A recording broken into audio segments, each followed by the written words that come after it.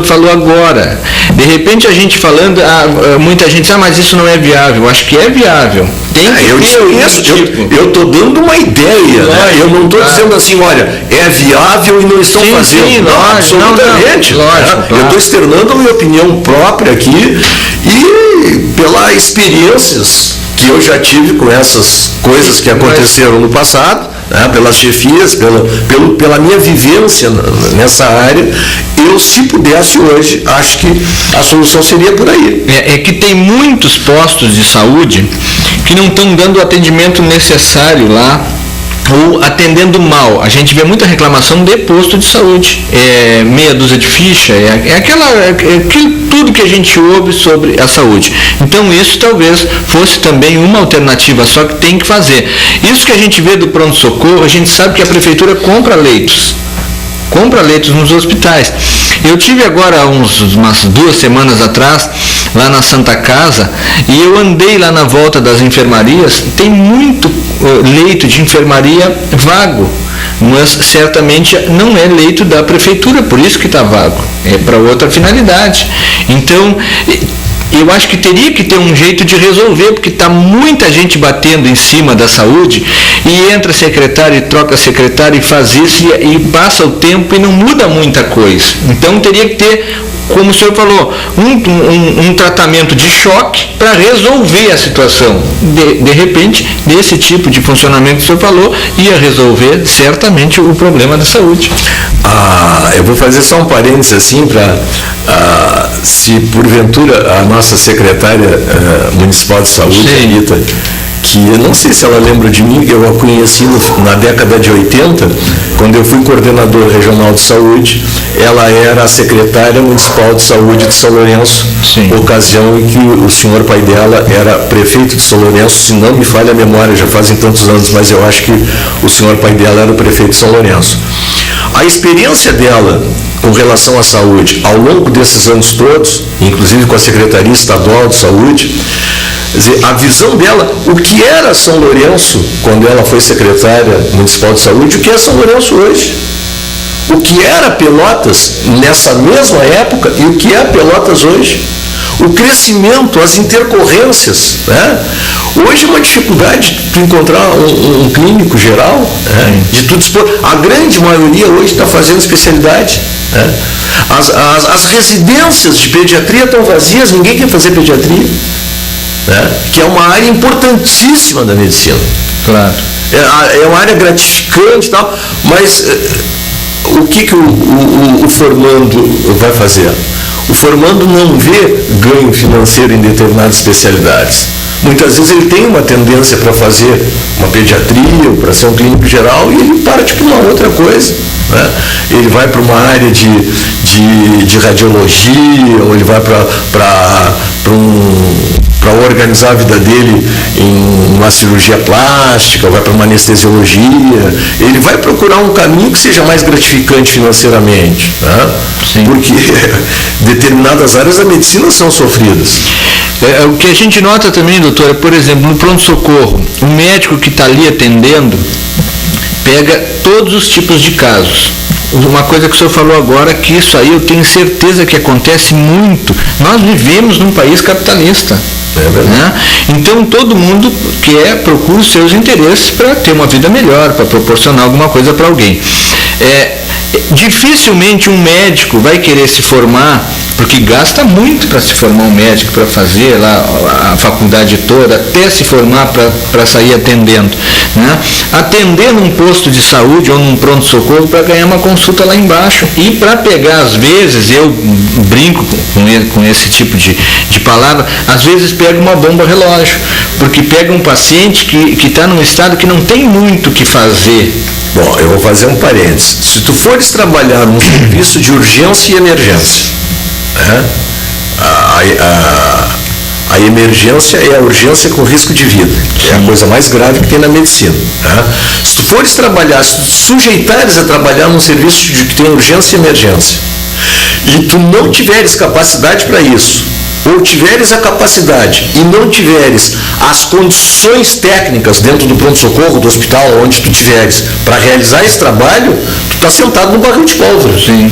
porque tu vai ser logo ali processado por algum ato médico. Exatamente. Né?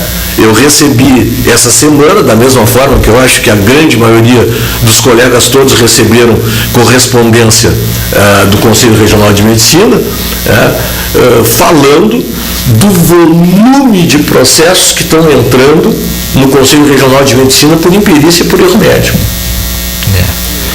Isso aí a gente vê que pode ser por isso também a quantidade de médicos que não querem trabalhar lá no posto de saúde ou no pronto-socorro. Alguém uma vez me disse, mas por que não bota no pronto-socorro alguém para fazer triagem? Mas alguém que vai fazer triagem no pronto-socorro vai ter uma fila de supostos casos clínicos, né, para avaliar de uma forma rápida se é um caso clínico que pode ser atendido num posto de saúde, mais tarde, por um outro profissional, ou se realmente aquilo é uma urgência. Claro. E se ele, num ato desses aí, ele interpreta mal um determinado sintoma, se aquela dor na nuca não é uma simples dor de cabeça, já é um sintoma de uma meningite ou alguma coisa, e ele manda inadvertidamente o paciente embora. Né? Então é arriscado ter no pronto-socorro alguém que faça triagem.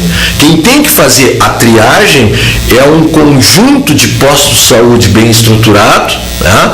E no meu ponto de vista, Pelotas é uma cidade que tem 340 mil habitantes, é uma cidade, a terceira cidade do estado do Rio Grande do Sul. Eu acho que caberia uma estrutura de 3 postos bem organizados, junto com alguns postos de saúde, para fazer esse sistema de consultas, de clínica, de ginecologia, de pediatria. Claro, e tentar fazer então aquilo que o pronto-socorro não pode estar fazendo. Exatamente.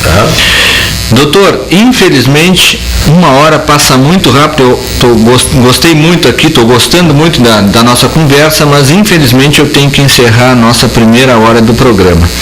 Então, eu só preciso responder uma mensagem aqui que eu recebi, que diz assim: oi, Rogério, gostaria de saber como as pessoas que não estão no grupo de risco podem se vacinar. Abraço, Fabiana Montiel.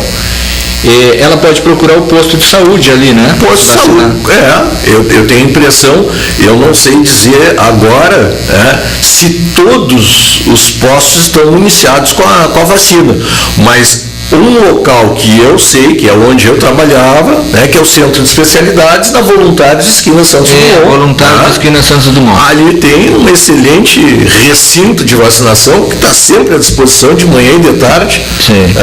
Então, Fabiana, tu procura o posto ali da Santos Dumont, esquina Voluntários, ou Voluntários, pela Voluntários, não é bem na esquina, é pela Voluntários ali o posto de saúde, que ali vão te dar a orientação necessária. Vão dar vacina. Sim, vão dar vacina. E obrigado pela tua participação, tá? E espero que tenha colaborado aqui contigo como tu colaborou comigo. É Núcleo Jovem de Esporte. Eu conheço a Fabiana, ela está sempre assistindo o nosso programa.